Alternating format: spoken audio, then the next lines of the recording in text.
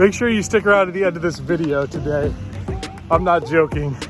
I just found something out that's gonna make this video absolutely hilarious. And I'm still gonna release it because I think it's pertinent. But you gotta stick around to the end. Hey golf people, we got a beautiful morning here in Tampa, Florida, playing some golf, and I wanted to just share a few thoughts with you today. Actually, a lesson that I think is probably the most important lesson in golf. It's something that's taken me 37 years to practice. And I do call it a practice because it's like being a doctor or a lawyer. They're practicing law, they're practicing medicine. I'm practicing golf. No one's a master of golf. The day you think you are, golf will beat you up, right? But today I want to talk about a really important lesson that you might be missing. At least I think you might be missing how deep this lesson really is. I'll tell you the lesson first, and then I'm going to show you the lesson. We're going to take 3 holes here at Carrollwood Country Club here in Tampa. Beautiful day, beautiful morning. I'm going to put it into practice for you and really show you what I mean. I think a lot of people really say it as a platitude, but they don't really put it into practice. So I'm going to actually teach you steps on how you can do that, how you can take this rule of golf and make it work for you. You ready for the advice? It's pretty simple advice, really. The smaller the target, the smaller the miss. It's simple advice, but let me show you how to put it into practice out on the golf course. I'll start off with a story. When I was down in Ecuador, I met with a touring professional. He had played on the Asian tours. His name was Rafael, and Rafael and I were standing at the tee box, kind of like we are right now, about 4 or 5 holes into our game that we were playing, and he said, "Where are you aiming?" And I said, "I'm aiming right side of the fairway." See, when you're starting out, you just want to hit the fairway, right? That's the only thing that's important, is please make the fairway. As you get a little bit better, like I've gotten over the years, you're like, okay, I want to be on the left side of the fairway. I want to be on the right side of the fairway. You want to set up that second shot. Well, Rafa did me one better. He's like, "Gabe, I want to hit that stripe right there. You see that stripe?" And he was pointing to the lines that the mowers had mowed that morning. Some of the grass was facing forward, some of the grass was facing towards us, and he wanted to get the extra roll by hitting that particular stripe. That's pinpoint precision accuracy. It blew me away. That's what touring professionals are doing. That's what elevates their game. Not only are they visualizing the shot, they're aiming for such a minute target. Let's do that today. I'm going to aim for that house, that white house out there, with a little bit of a draw. Not only am I visualizing it, I'm getting really specific about what I want to do. I'm aiming at that house out there. I want to hit a little bit of a draw, and I want to hit this ball about 238 yards in the air, drawing. I should have about 90 yards in if I do it right, okay? There's no lines mode, so I can't pick a line here, but we're picking a specific area of the fairway that I want to land. Let's try it out.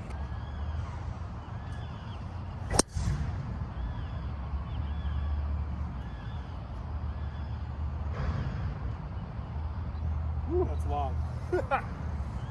That's the new weapon. Check out that video. All right, I started off right at the house. It just did not draw on me. Again, that's the great thing about golf, right? You do your best. You're not going to do it every single time. That's the thing. It's a muscle that you continually build. You get better at it and better at it and better at it. Let's hit the next shot. All right, there she is. Let's see what we got here. All right, we got 102. I actually drove it so far, I drove it through the fairway. This club's incredible. Anyways, as you can see here, I've got a little tree to contend with, so I gotta get this up in the air, which I'm gonna do probably anyways. I'm gonna hit a 50-degree wedge. I've got to go right up over a bunker. So I wanna land it about 8 paces in. Knowing the spin of this, realizing that I've got a lie in the rough here, it's not gonna spin like normal on me. It's probably gonna jump forward just a little bit, and I know my ball, I know my club, I know what it's gonna do. I can now really accurately visualize what this shot's gonna do. So as you can see, I'm not just hitting and hoping, I'm getting very, very specific. Specificity is so important to this whole process. I'm getting very specific about what I want this to do, how this ball will react to both my club, the type of ball I'm using, the playing conditions that I'm facing. Let's do it now.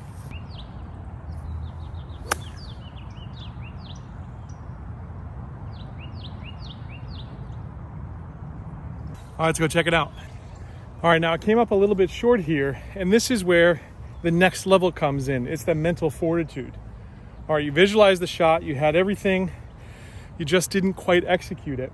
What do? Do you beat yourself up, or do you go on to the next shot? Golf is one shot at a time. You always hear the professional golfers, another platitude they say all the time, one shot at a time. Just gonna take it one day at a time, one hole at a time. You really do have to do that. So let's forget that shot now. And let's think about this shot. I'm gonna put a 54-degree wedge in my hand. I'm gonna try to hit this with a little bit more roll, not so much spin. So I'm gonna try to land it right about where this leaf is right here. You see this leaf? Let me give you another tip here. A lot of times people read the green just from where their ball is, and that's a huge mistake, because when you come back here, when you take a little more time, you can really check the break of this green out. And this green sort of starts to break this direction. From where I'm standing, it's gonna break slightly, just ever so slightly, left to right. It's gonna break ever so slightly left to right. And I wouldn't have seen that actually if I would have just stayed back there. I thought this was breaking this way, but it's not. It's breaking that way. So I wanna land the ball, let's say right there. That's pretty much the spot I wanna land it, okay? Let's see if we can do it.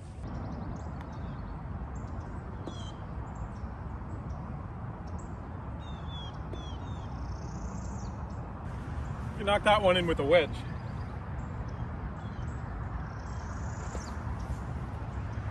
Now, I wasn't always that good of a chipper, let me tell you. That comes with practice, okay?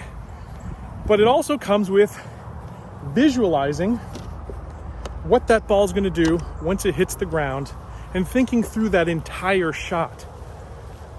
When I first started playing golf, and for years afterwards, it was just, man, I'd like to get it close. I wish I could get it close. I hope I can get it close. And that's the thoughts that were going through my mind. But when I decided to be pinpoint accurate about what I wanted to do, and now I'm taking that even to another level, especially with my chipping and short game, is I want to get it to land. I'm not get hit by a car here as I'm crossing the street. I want to get that thing to land within a 1 foot circle. Heck, I probably should be aiming for a quarter circle.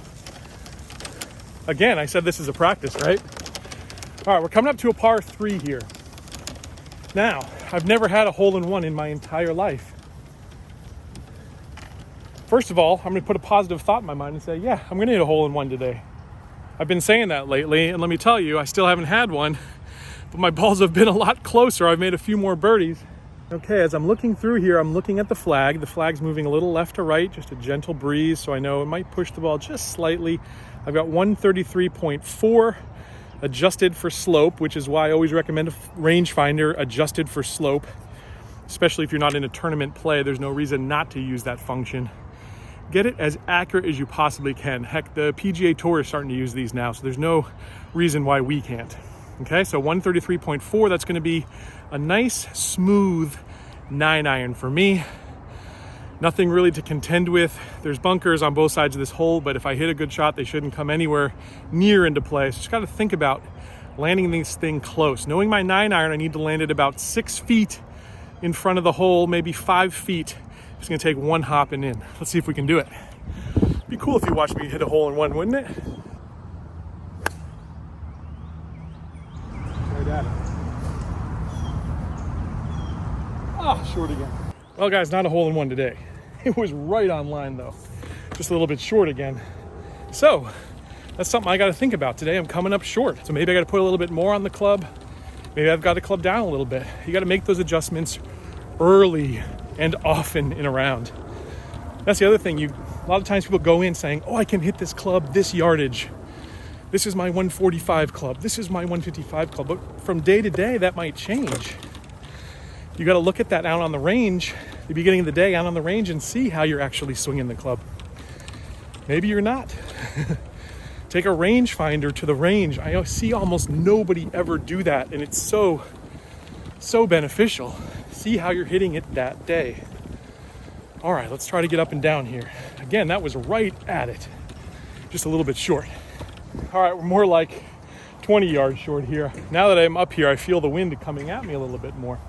Regardless, time to put that shot out of our minds and make a good chip here. As you can see, I'm walking up to the green again. I'm not just looking at it from back there, but I'm looking at the curve and undulation of this green. This is a left to right, just slightly. I'm going to try to land it right about in here, somewhere in there. It's going to turn just a little bit to the left and in the hole. I am going to try to get this in the hole. That's the difference. I'm not trying for a 3-foot radius, because if you try for a 3-foot radius and you miss by 3 feet, now you've got a 6-foot putt coming back. I'm going for the hole. If I miss by 3 feet, I'll be within the 3-foot circle, okay?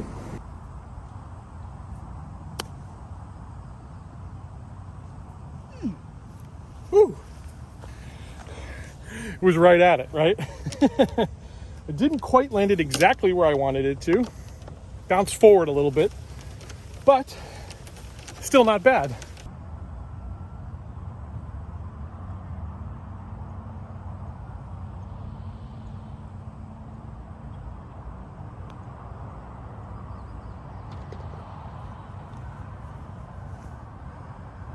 Now, what did I do there? I picked out a specific spot. We all do that with putting, right? You pick out a specific spot, a specific area. We do that with the short putts. Do you do that with the long putts?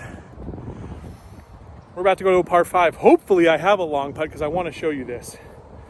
But we've got 2 pars in a row scrambling. Even though I'm not playing my best golf today, I'm not swinging it as well as I could be. I'm still scoring okay so far, because I've got that extra level of concentration. I'm being more mindful and I'm being more specific about the results that I'm trying to produce out here. That's my line right there.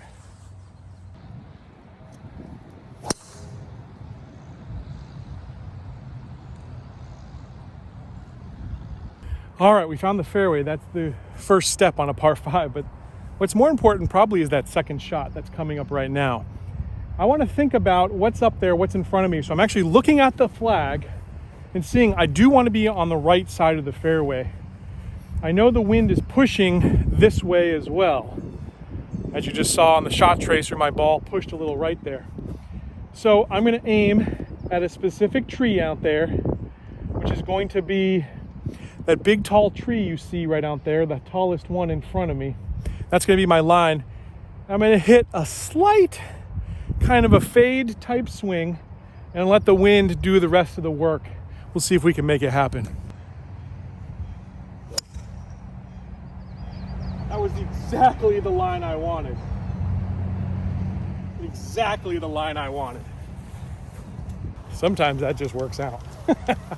Perfect. Okay, let's see where we're at. Now you might be asking, why wasn't I trying to lay up to a specific distance? I would say that is important to lay up to a specific distance that you're comfortable with when you're a higher handicap. But the data tells us, and I did a video about this, I'll link to it right here. ShotScope put out some data that basically the closer you can be to the hole, the better in general. So that's why I don't particularly lay up to a specific distance. I just try to hit it as far and as hard as I can within reason. Now I did do something subtle there. I didn't pull out my 3-wood.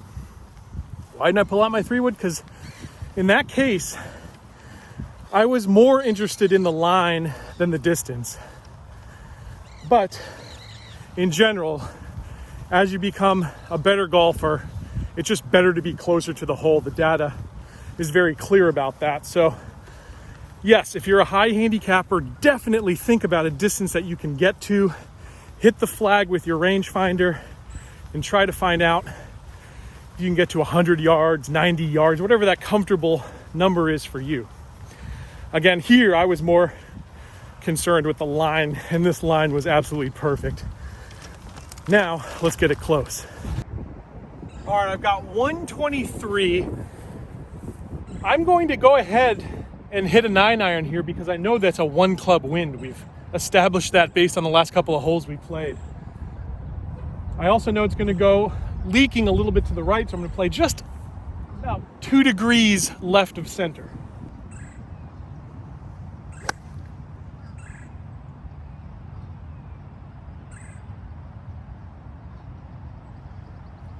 All right. Now I hit that ball a little bit thin, but the line was perfect, and I think the distance worked out for me. Let's go make a birdie putt and end this the right way.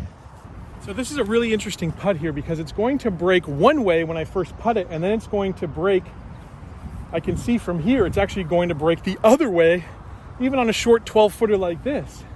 That's why it's so important to read the putt from behind your ball, behind the cup, and then halfway or the last 5 feet of that putt, what's it going to do? So many people fail to think about what that ball will do when they first strike it, which is why people get short-sighted a lot. They don't take that break into effect in the beginning. We're gonna do that now. I think it's gonna break this way in the beginning and that way at the end. Let's see if I'm right.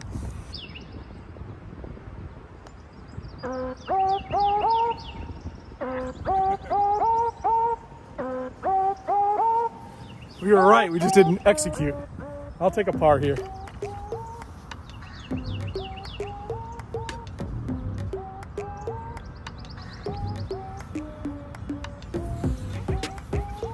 All right, gang, there you have it. That's even par, I'll take it.